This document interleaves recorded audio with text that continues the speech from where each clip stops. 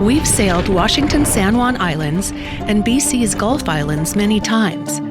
And while both are part of the same Gulf archipelago in the Salish Sea, the cruising experiences can be different. In the week ahead, we sail to 2 islands on each side of the international border, and we'll let you decide which side is better.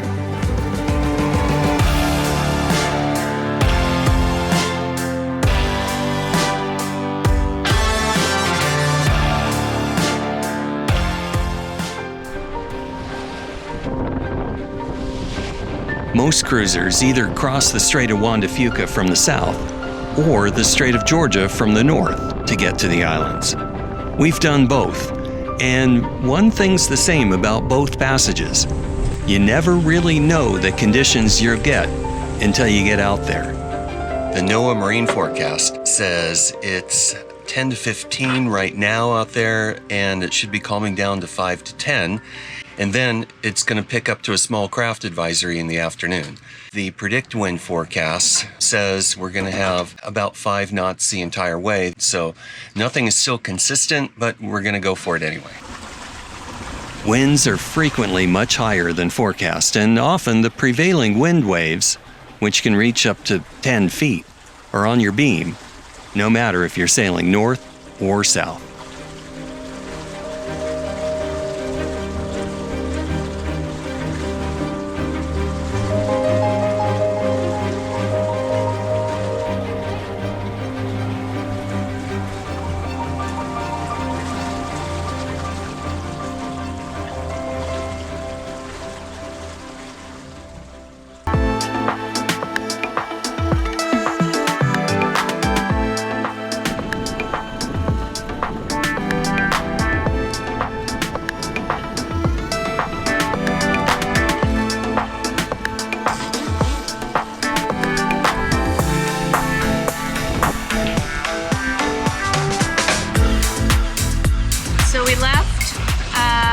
The south end of San Juan Island, and now we're heading up towards Susha or Patos Island.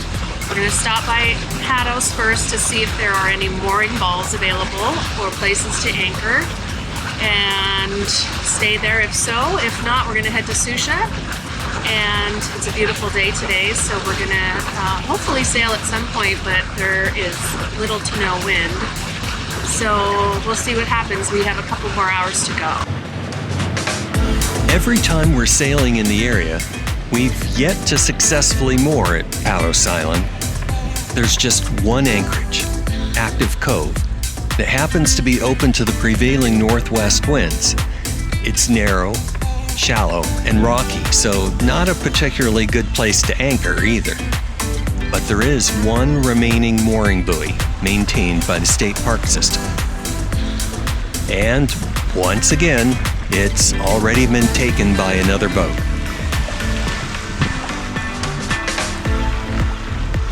Looks like we're headed to our backup anchorage next door, Susha Island.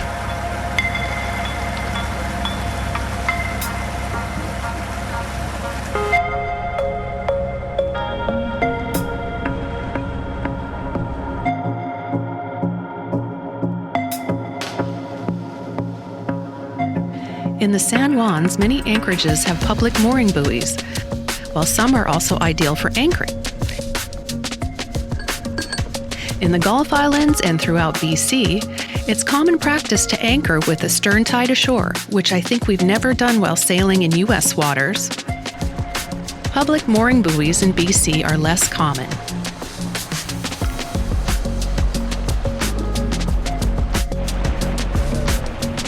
Susha, Spanish for dirty or foul, was so named by early explorers because of the rocks and currents that made for dangerous navigation around the island.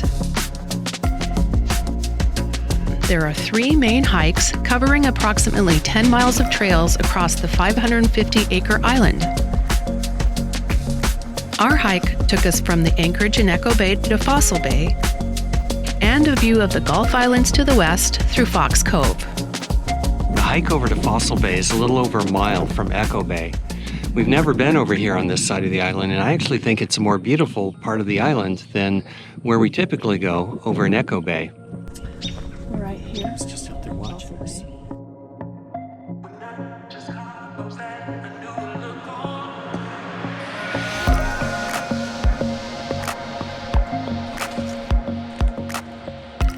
Susha is the most popular boating destination among the San Juan Islands and is just 2.2 nautical miles from the Canada border. Patos is even closer, just a half a nautical mile from the border.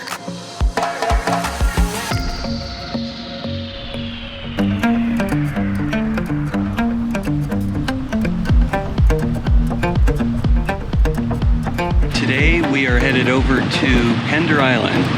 We are heading to Canada. And our first stop is going to be Bedwell Harbor. Poets Cove on Pender Island. Check in.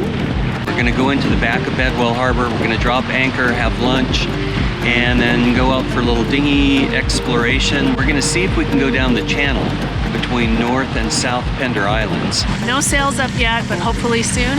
And we just need the wind to pick up a little bit.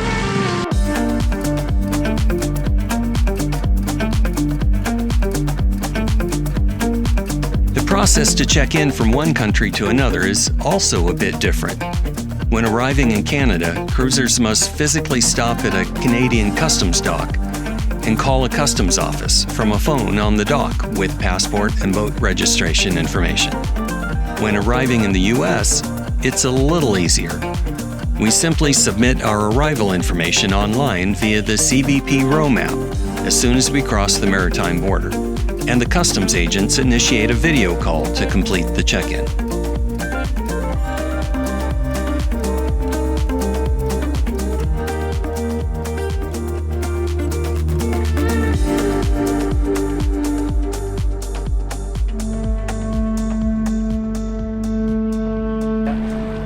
See if you can see the bottom.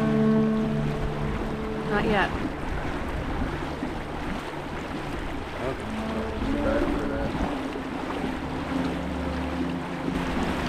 Oh, I need to slow down. It says max speed's 5 knots.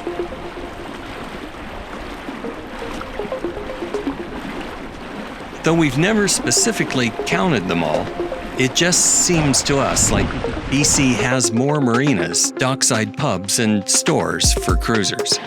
We made it through the bridge. Now we're gonna go check out this little marina over here in Shark Cove. There's sharks there. I don't know. Hard sharks. Little sharks. Only one way to find out.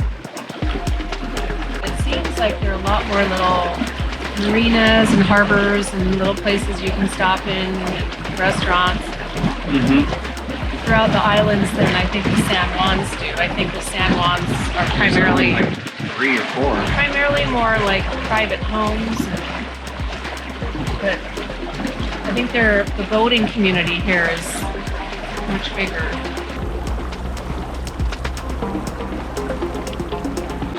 All right, we are coming into Port Browning Marina. We took the Torpedo and dinghy all the way over from our anchorage just on the other side of the cut, and we're kind of testing out the distance on the Torpedo. Right now we're at 64%, so hopefully we have enough battery that we can make it back. And while we love the independence of anchoring out in a secluded cove, we're also drawn to visit each and every dockside destination we find.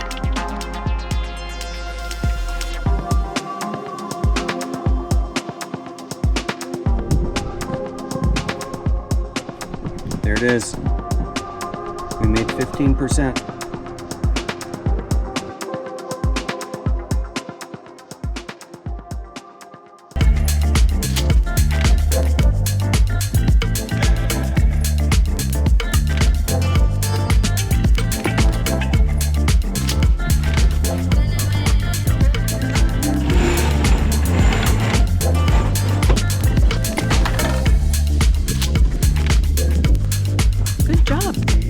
Good job driving, Jim. That's my nickname. Good job driving, Jim. Our next stop in the Gulf Islands is Sydney Spit, which is a bit tricky to get into the main anchorage. The channel to get in here is quite shallow. There is a couple spots which are charted at probably around 6.5 feet, and that's the depth of our draft. So we have to follow a specific little way to get in here. Just as we were arriving, another boat powered up quite fast right up behind us, almost like they wanted to get into the little narrow channel in front of us, but we were just continuing to putt-putt along our way. Apparently there were only 2 mooring balls available, so they followed us through the little channel, and then they powered up as fast as they could right up next to us and yelled, "We'll take the one closest to shore." So we yelled back, "Okay," and we took the other mooring ball. Now they're not on the other mooring ball that they raced up to, and this is why.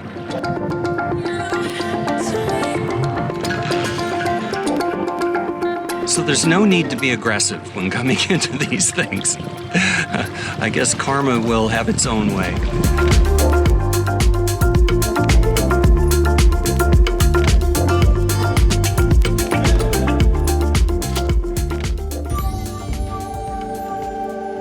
Like Susha Island in the San Juans, Sydney Spit is a park conservation area, one of many on both sets of islands.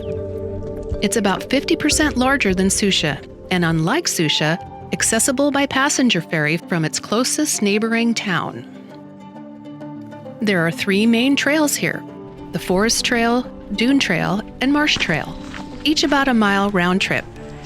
And the 2.2-mile Split Trail traverses a combination of the 3, including a brick beach, all that's left of the original 1885 Sydney Spit Lighthouse.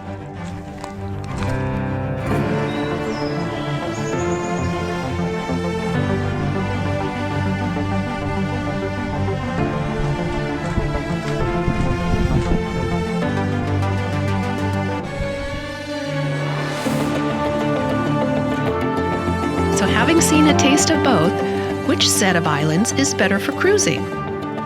Let's just say that together they make up maybe one of the top cruising grounds in all of North America. And on a warm summer's evening, we're equally happy hanging around either island group. Which do you prefer? We have the hammock set up for Tanner and me, and I'll be checking it out later, probably around sunset.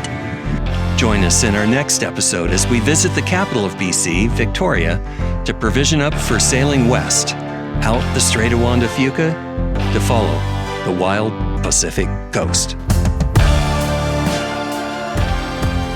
To follow more of our adventures, click to subscribe on YouTube and follow us on Instagram at SailingSV Indigo.